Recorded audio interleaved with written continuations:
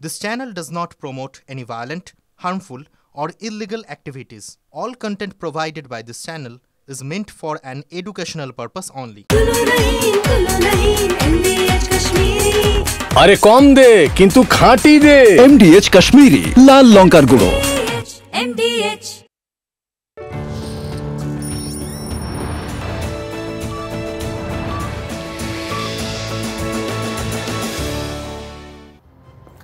বিকেল ৫টায় শুরু করছি আজকের পাঁচ কথা মানেই এখনো পর্যন্ত যা যা ঘটে গেছে তার মধ্যে থেকে ঝাড়াই বাছাই করে সেরা খবর নিয়ে আসি আপনাদের সঙ্গে আমি মঞ্জিরার। শুরুতেই হাওড়ায় নজর আমাদের। কেন হাওড়া? তার কারণ হাওড়ার ডোমজুড়ে দীর্ঘদিন ধরে জমে জল। তৃণমূলের বিধায়ক কল্যাণ ঘোষকে ঘিরে বিক্ষোভ স্থানীয়দের। নোংরা কালো জলে বিধায়ককে নামানো হলো। পঞ্চায়েত প্রধান এবং পঞ্চায়েত সদস্যরা বিক্ষোভের মুখে। ছবি দেখুন আপনারা।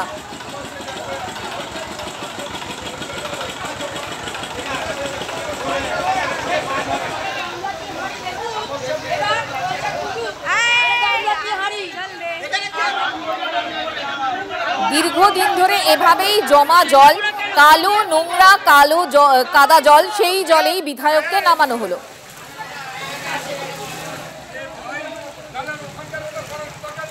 সুব্রত আমাদের প্রতিনিধি আমাদের সঙ্গে রয়েছেন। সুব্রত, এই জল জমে থাকার কারণটা কি?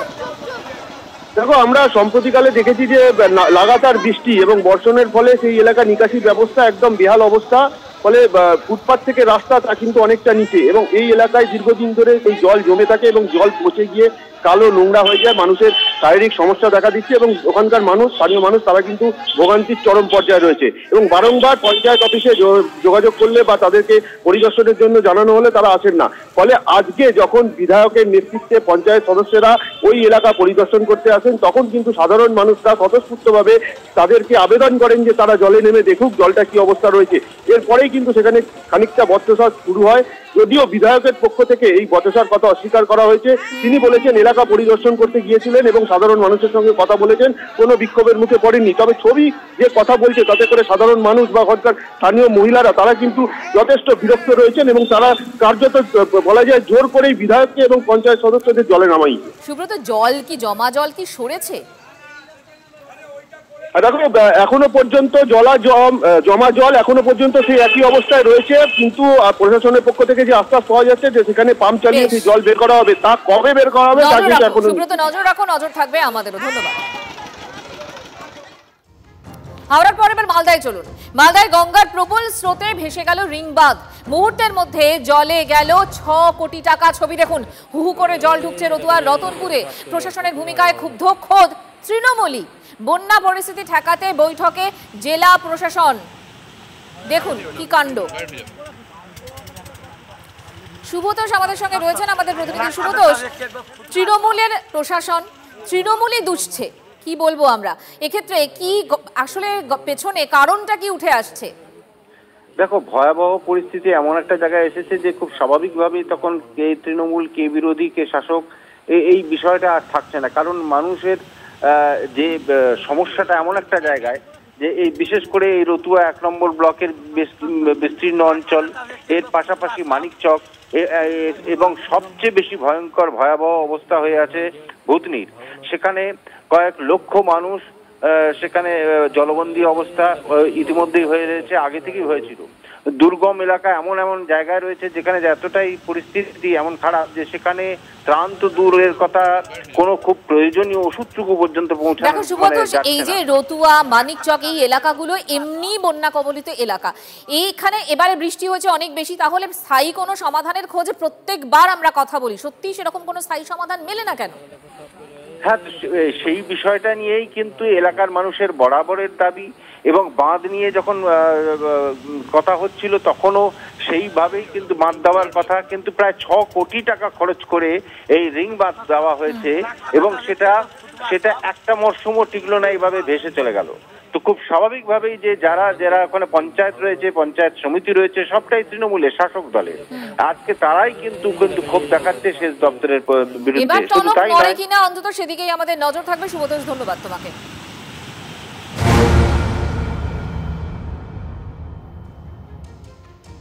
রাজ্যের মন্ত্রীর খবরে আসি এবার।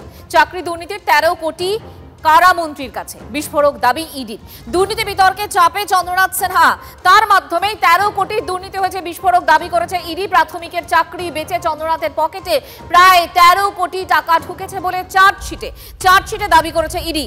মন্ত্রী বেহিসেবি আয়ের হিসেব দিতে পারেননি বলেও অভিযোগ কেন্দ্রীয় এজেন্সির। এই মুহূর্তে কি জানতে পারছি আমরা, লেটেস্ট আপডেট কি সুজয় আমাদের সঙ্গে রয়েছেন, জানাবেন সুজয়।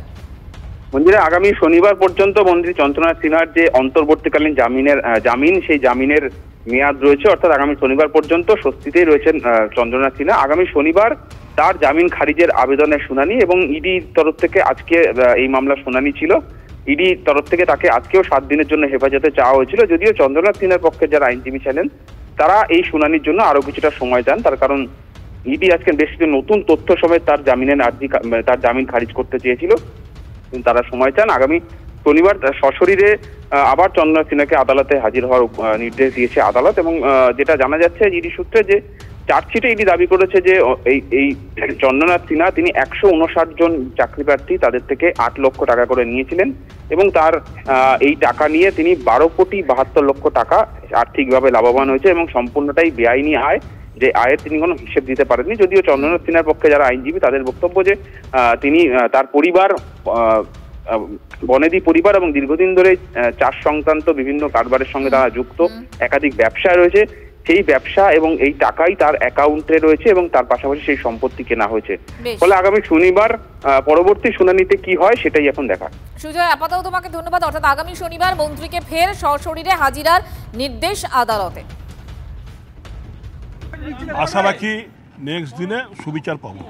কিন্তু আজকে নতুন তথ্য প্রমাণ দেওয়ার কথা বলছি, সে দিয়েছে, দেখা যাবে। আমাদের তো উত্তর দিতে হবে, উত্তর সঠিক সময় উত্তর দেবো। আপনার যে 12 কোটি টাকার সম্পত্তি সেটা হিসাব বহির্ভূত বলে জানাচ্ছে ইডি, সেটা প্রমাণ হয়ে পড়ে।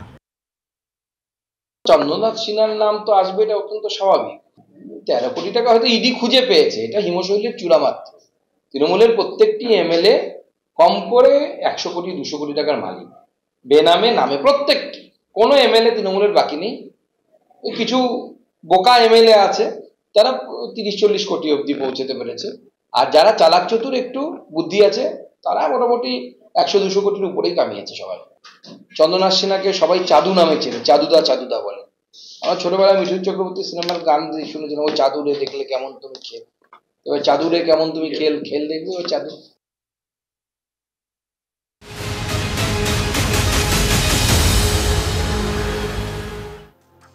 এক মন্ত্রীর কথা বললাম, আর এক প্রাক্তন মন্ত্রীর কথা এবার বলবো। Partha Chattopadhyay SSC group C মামলায় জামিন পার্থ চট্টোপাধ্যায়ের। 90,000 টাকার বন্ডে জামিন দিল সিবিআই আদালত, যদিও এখনই জেল মুক্তি হচ্ছে না প্রাক্তন শিক্ষামন্ত্রীর। প্রাথমিকে নিয়োগ দুর্নীতি মামলা ঝুলে রয়েছে হাইকোর্টে। শুনানি শেষ, রায়দান স্থগিত রেখেছেন বিচারপতি শুভ্রা ঘোষ। এ নিয়ে কটাক্ষ করতে ছাড়েননি সুকান্ত মজুমদার, শুনুন তার বক্তব্য। ফিরলে দলে ফিরবে কি ফিরবে না সেটা তৃণমূল কংগ্রেসের ব্যাপার। তবে তৃণমূল কংগ্রেস চোরেদের দল, যেরকম বন্যরা বনে সুন্দর, শিশুরা মাতৃক করে, সেরকম চোরেরা তৃণমূলে সুন্দর। তো স্বাভাবিকভাবে তিনি তৃণমূল অলঙ্কিত করেই থাকবেন বলে আমার মনে হয়। আর এবার মিছিলের ছবি দেখাবো। রাজপথে মিছিল, নিয়োগের দাবিতে আবারও রাজপথে মিছিল। বৃষ্টি মাথায় নিয়ে বিকাশ ভবন অভিযান। মাদ্রাসা সার্ভিস কমিশনের 2023-এর SL/ST চাকরি প্রার্থীরা অবিলম্বে মেধা তালিকা প্রকাশের দাবি আন্দোলনকারীদের। ছবি দেখুন।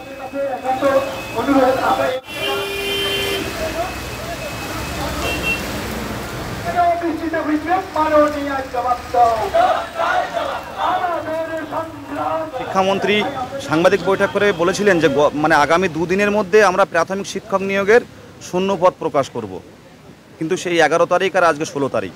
শিক্ষামন্ত্রীর কথা কিন্তু কোনোভাবেই আমরা বাস্তবায়িত হতে দেখলাম না। তাই আজকে আমরা শিক্ষা দপ্তরে এসেছি যে আমাদের বিষয়টা নিয়ে কেন এত অবহেলা হচ্ছে। এদিকে নিয়োগের দাবিতে বাঁকুড়ায় টেট উত্তীর্ণদের বিক্ষোভ। জেলা প্রাথমিক বিদ্যালয় সংসদ ঘেরাও, চাকরি প্রার্থীদের নেপাল থেকে শিক্ষা নাও, 2022-এর টেট উত্তীর্ণদের নিয়োগ দাও, স্লোগান তুলে বিক্ষোভ চাকরি প্রার্থীদের।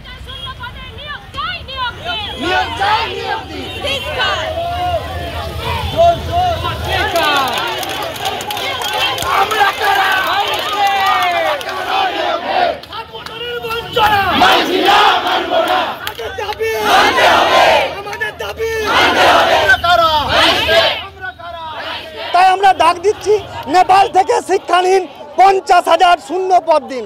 তার কারণ নেপালের সরকার কেন পড়েছে আপনারা জানেন, দুর্নীতি আজ পশ্চিমবঙ্গের রন্ধ্রে রন্ধ্রে। আমাদেরই টেট পশ্চিমবঙ্গ ইতিহাসের সবথেকে স্বচ্ছ টেট, কিন্তু এই টেটে কোনো রকম কোনো দুর্নীতি হয়নি বলে ইচ্ছা করে আজকে সেই টেটকে বসিয়ে রাখা হচ্ছে। মুখ্যমন্ত্রী বলেছেন 1 লক্ষ শূন্য পদ আছে, উনি শুধু প্রতিশ্রুতি দিয়েছেন। উনি বারবার এটাও বলেছেন যে এটাও পরে বলেছেন প্রতিশ্রুতি মনে প্রতারণা। আমরা এই প্রতারণা মানছি না। 3,500 3.5 স্কুল আছে, তাদের প্রতিটা স্কুলে যদি 4 জন করেও যদি শিক্ষক দেওয়া হয় তবে আমাদের 14,000 শিক্ষক হয়। কিন্তু বাঁকুড়াতে আমাদের সরকারের ডাটা অনুসারে, আরটিআই করা ডাটা অনুসারে 6,500 মাত্র শিক্ষক রয়েছেন। মানে এখনো 7,500 ভ্যাকেন্ট পোস্ট আছে বাঁকুড়াতেই শুধুমাত্র। আর 371টি স্কুল আছে যারা শিক্ষক শূন্য। এইভাবে প্রতিটি প্রাথমিক স্কুলের শিক্ষা ব্যবস্থা চরম ভেঙে পড়ছে। নৈহাটিতে ফের তাজা বোমা উদ্ধার। গৌরীপুরে মিল গেটের কাজে 12টি তাজা বোমা উদ্ধার হয়েছে। স্থানীয়দের থেকে খবর পেয়ে বোমা উদ্ধার করে পুলিশ। পুজোর আগে বোমা উদ্ধারে এলাকায় আতঙ্ক। 100 মিটারের দূরে সন্তোষ যাদবের মার্ডার হয়, তারপর এই ধরনের বোমা পাওয়া গেছে।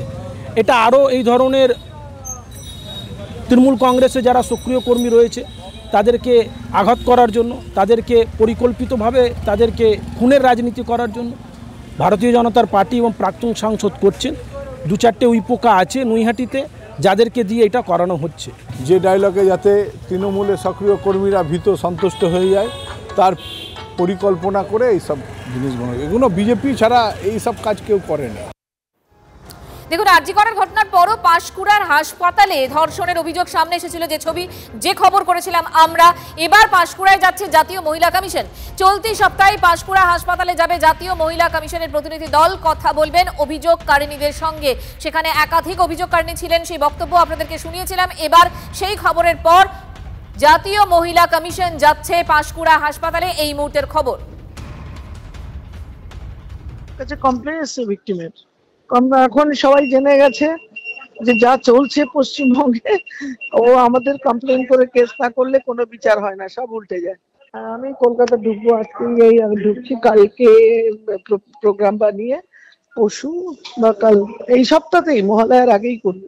একদম একদম চলতি সপ্তাহে মহালয়ার আগেই জাতীয় মহিলা কমিশন পাঁশকুড়ার হাসপাতালে যাচ্ছে। একটু আগেই অর্চনা মজুমদারের বক্তব্য আপনাদেরকে শোনাচ্ছিলাম, সে খবর তিনি বলছিলেন। এবং হাসপাতালে ধর্ষণের অভিযোগ উঠেছিল, সে খবর দেখায় TV9 বাংলা।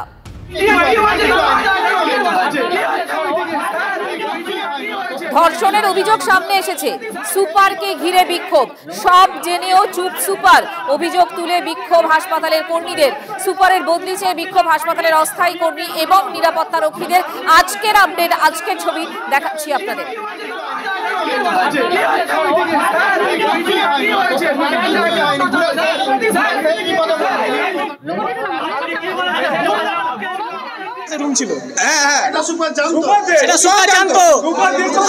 আমরা এতজন ডিউটি করি, আমাদের একটা রুম থাকে।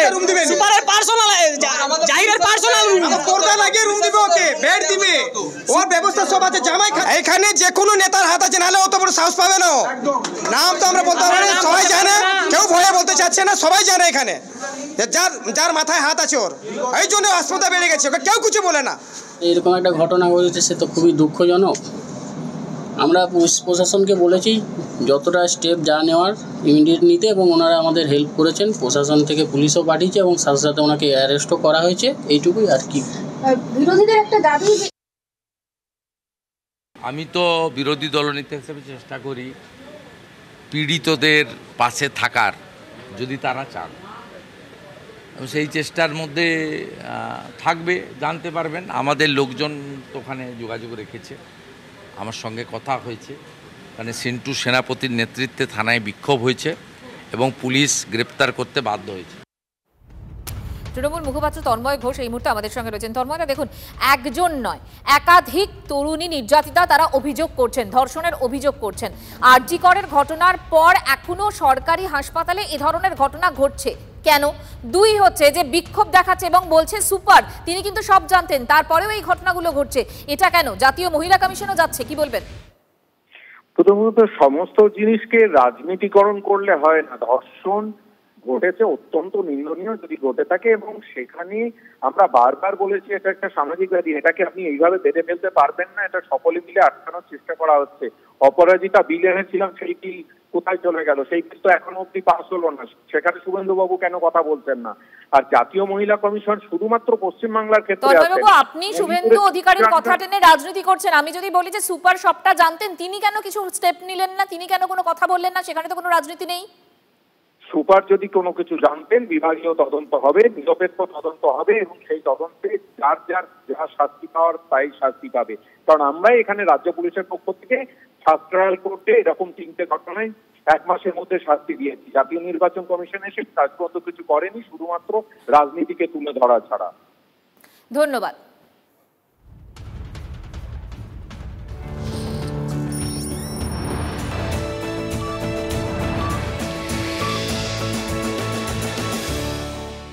যদি এমডিএইচ কিচেন কিং কিচেনে থাকি তো আমরা যা ইচ্ছে তৈরি করতে পারি। বেগুনের ভর্তা, আলু কপি, ভিন্ডি মশলা, আরো অনেক কিছু।